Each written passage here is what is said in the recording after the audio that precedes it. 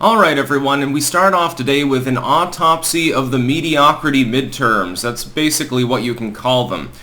Victory for the Democrats was always about breaking even in the Senate. They have managed to accomplish that. Of course, Laxalt is now out. They did win there, which means that it'll be 50-50. Herschel Walker, I think, still probably wins in his runoff, assuming that the Republican uniparty leadership does not sabotage him. Of course, they may well do so. Mitch McConnell doesn't want to reign over a 50-50 Senate with one extra MAGA candidate when he can just sabotage that particular race and be minority leader, and he doesn't have to worry about anyone knocking him out as the leader of the Senate Republicans, even though he is centrally responsible for much of their current misery. Here's an autopsy of the midterms in general. But first and foremost, of course, mainly of the two parties and where they stand. Most of the races have been decided. The Republicans will probably narrowly take the House. The Democrats break even in the Senate. At the end of the day, nothing really budges. The Republicans technically win in the House. They gain seats. They gain the chamber. It'll be funny to see Nancy Pelosi have to give up the gavel. That's definitely an accomplishment, but it's so close that, a few rhino cons and, you end up with the Democrats winning on their legislation too. There are plenty of them in the House, although the proportion is lower than that in the Senate. Firstly, to the Republicans. Right now, they are confused. They are ascribing mainly blame for their midterm underperformance to two things: weak MAGA candidates and abortion. Please look at the popular vote. This will play a role in my analysis of the Democrats' future prospects as well.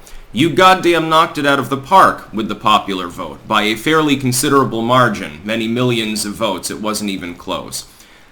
Do you think that abortion really played a role in a lot of people voting against you? Because in exit polling, it's a distant third at most as far as what was on voters' minds. Really, it was about inflation and the economy more than anything else. Crime is almost evenly matched with abortion. I correctly predicted that for every vote that you lose, and a lot of those will just be in blue areas anyway, where you're going to have higher turnout because of that being an issue, because somebody opposes, Lindsey Graham's rhetoric, he being responsible as part of this autopsy as well for the Republicans' misery. You gain a voter in some red area by default who is really against abortion and likes the idea and is terrified of the Democrats having a national pro-abortion sort of platform. I don't think that it was that. I think we'd be seeing a differential within popular voting if that were the case. As for MAGA, weak MAGA candidates, let me once again reiterate. You had numerous perfectly acceptable candidates who in many cases are still, in some cases they're still winning despite this, who would have been dragged over the finish line if the national GOP, if their actual party leadership had not done one very important thing, which is frittering away literally tens of millions of dollars in non-competitive races, including one in which the Republicans can't lose because the two candidates are both Republicans, namely Murkowski v. Shibaka up in Alaska. That race, I think, is still out as far. We don't know exactly what's happening there. I don't know if it goes to another runoff or whether the person with a higher threshold wins. They changed to a ranked choice voting system that's very confusing for people, and I think that that's by design to try to protect Murkowski. Of course, McConnell pushing that big time as well in the past before it was adopted. They wasted millions and millions of dollars on non-competitive races. They abandoned Blake Masters. They partially abandoned dozens of House candidates. They literally sabotaged Doug Mastriano, although again, in full admission, I do not believe that he would have won anyway. They abandoned, to an extent, Laxalt, who lost by a very narrow margin. You could have picked that up. They refused to pull out fully for Carrie Lake. She would probably be ahead of Hobbs right now if the party had decided to do things a little bit better. What the Republican voters should be blaming their midterm mediocrity on is Mitch McConnell, Lindsey Graham, Kevin McCarthy, and people like that. The people currently running the Republican Party decided that they wanted to limit the number of populists that would be in Congress. That was more important to them than knocking out Democrats. They would rather, at the end of the day, because of the uniparty system being what it is, the neocons that run the congressional Republicans at large would rather have liberals in the position than MAGA populists. because they're easier to work with. At the end of the day, all you have to do is throw them some pork barrel and they'll do whatever you want, and then they'll throw you some pork barrel and you do what they want. This is the way that Congress has worked now for decades. It's also the reason for a lot of our economic woes, our various miseries. It's the reason why Congress refuses to reassert authority over war powers. It's the reason why you have so much grifting going on. It's the reason why Citizens United is never done away with, despite the fact that both parties routinely talk about it needing to be a dead thing. The Republican Party's leadership, especially with regards to pushing abortion as an issue that was done on purpose, and differential fundraising and support for candidates, is centrally the reason why you didn't pick up more House seats, and centrally the reason why you will fail to take the Senate. Now, to the Democrats. They're even worse at autopsying themselves than the Republicans are. It's probably their biggest weakness. Right now you see them celebrating as though they've been given some sort of political mandate. Dude, at the very least, you're narrowly losing the House. You do realize this, correct? You managed to break even in the Senate. Now, supposedly everything's hunky-dory. The American people are now rewarding the Democratic Party. Look at the popular vote, the one that you focused and fixated on so much after 2020. 2018, 2016, and so on forth. The Democrats outperforming in national elections on this token. You got slamma-jammed. You lost by a massive margin. We're talking many millions of votes in the popular voting. You came in under 50 million. The Republicans soared past that. It wasn't even close. How can you reasonably call that a victory? Okay, you won more seats. You keep the Senate. That's wonderful. You limited the damage in the House. It still shows that the American people are pissed off at you. What they should be doing is saying, why did we lose the popular vote? I mean, we did okay in Congress, but, what gives? What can we do to win over those voters? What happened is you had a bunch of economic voters in areas that lean red anyway. Huge turnout in Florida, for example. By the way, they defortified their election system. So did Texas. I wonder why the differential there is so much different than in certain parts of the country like, Arizona or Nevada or Alaska, to tell the truth.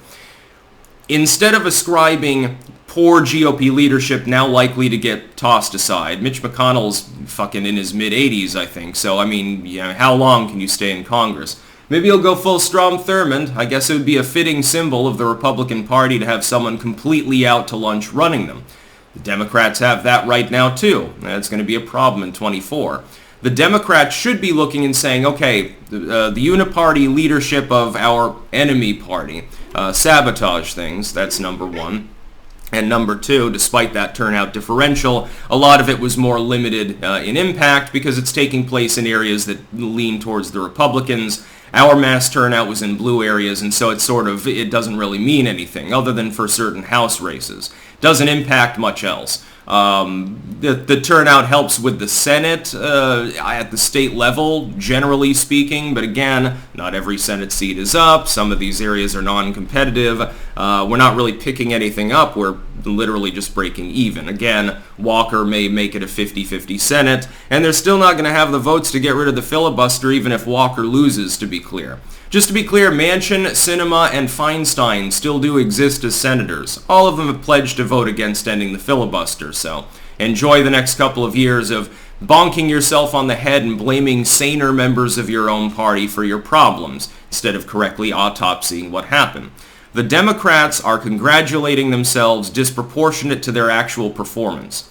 A weak showing by the GOP based on a handful of issues and poor leadership does not mean Democratic Party strength. As a result of this, it's the worst possible scenario actually for the Dems going forward, because they have no reason. They think that they won handily, so they have no reason to investigate why they're so far behind with the actual voters.